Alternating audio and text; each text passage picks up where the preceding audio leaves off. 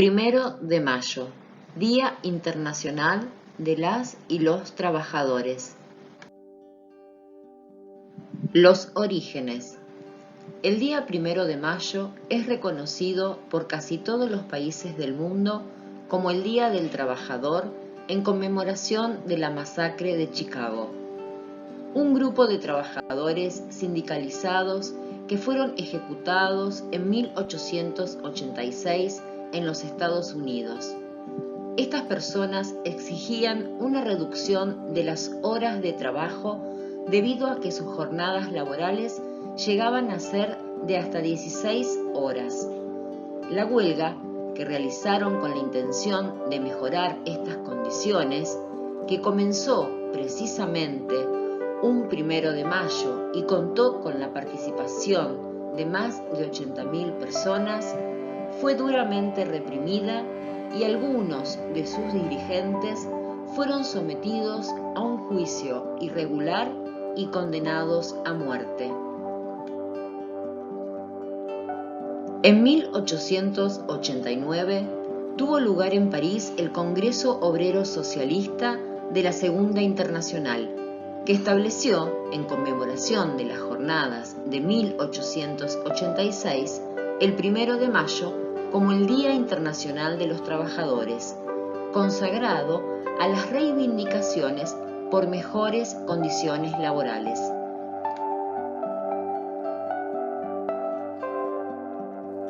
Día de las y los Trabajadores en Argentina.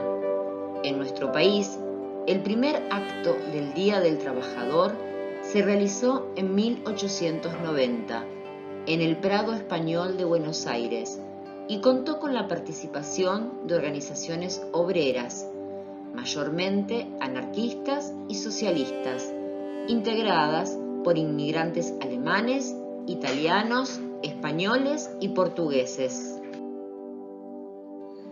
Entre 1916 y 1928 se sancionaron diversas leyes de descanso dominical, de regulación del trabajo a domicilio de las mujeres, de conciliación y arbitraje en los conflictos obreros, entre otras, que tendían al mejoramiento de las condiciones laborales de las personas trabajadoras.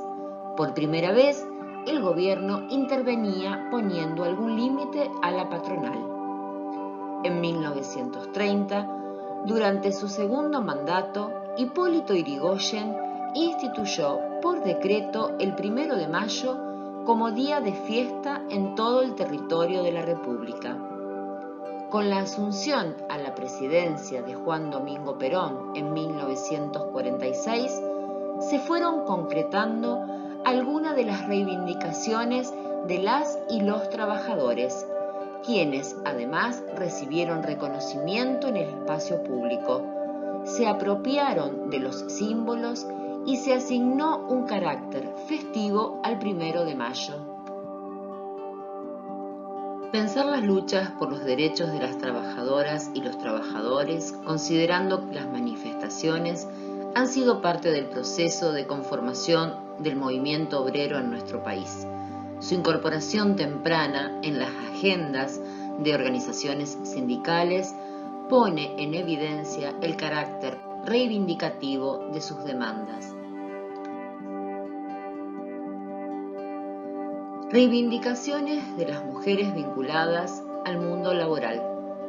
Debieron confrontarse con una serie de situaciones hostiles debido a la doble condición de explotación que experimentaban por su condición de trabajadoras y mujeres.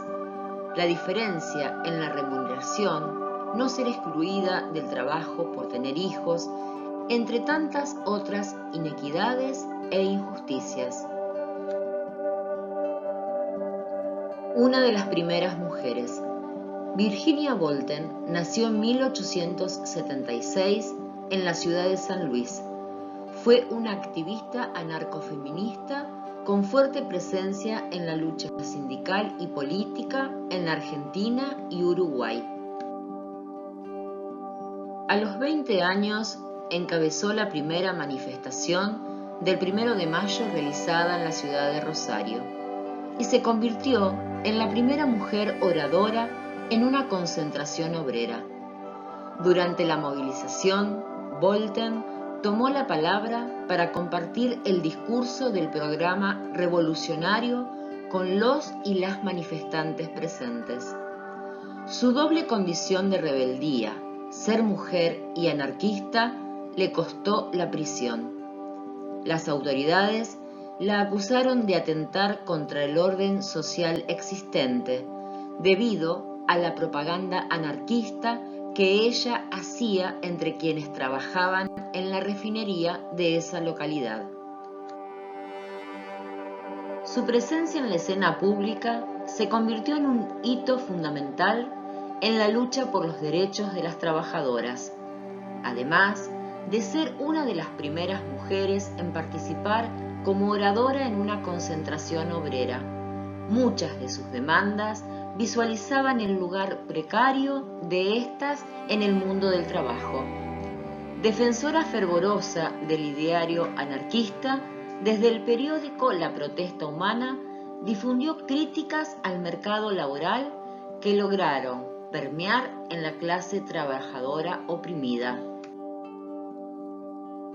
La identificación de la doble situación de explotación como trabajadoras y como esposas ponía de manifiesto aquella condición singular que corporizaban las mujeres. La voz de la mujer. Este periódico fue sumamente original en su carácter de expresión independiente de una corriente feminista fusionada con una orientación revolucionaria y obrera. De la voz de la mujer que caracterizaba la típica publicación de la época, pequeña, semiclandestina y efímera, se publicaron solamente 9 números.